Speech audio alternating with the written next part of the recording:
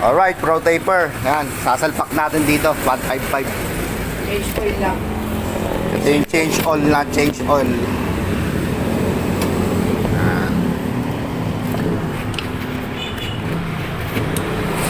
So yan, may kasama siyang big radiator fan. Sa ibang brand walang kasama yan. Ito yung stock radiator. Yan, difference ng size, mas manipis, syempre mas makapal ito. Yan, powered by Pro Taper. Alright, yan. Tapos lagay natin ang coolant, Totachi. Yan, ito natin sasalpak sa 155 Pro Taper. Tapos sabay natin itong mugs, Asho mugs with front rotor disc.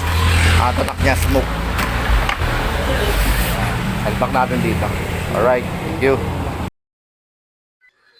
Alright, sa part na yan, ikabit ko na yung radiator yan. Kung makapansin nyo yung araro niyan, maliit lang yung tabas na ginawa natin yan. So, syempre, powered by Pro Taper with radiator fan na yan. Ayan, so napakalinis na install natin. Ayan, yan yung socket ng fan. Tapos, tignan nyo yung tabas natin na ginawa natin dyan. So, ilang byte lang yan. Ayan, oh. Tapos, yung sa pagdating naman sa radiator cover, may available naman na nabibili niyan. Yan. So, pwede rin yung gawing DIY. So, bili kayo ng screen sa hardware. Yan. So, yung screen na bibili nyo, wag naman ganyan kanipis. Yung medyo malaki-laki yung design ng screen. So, yan. Pwede yung i-DIY dyan. Sukatin nyo lang kung gaano kalapad yan. Tapos, ang pagkakapix lang doon, lagyan nyo lang ng cable tie. So, yun. Pwedeng gawing DIY yun.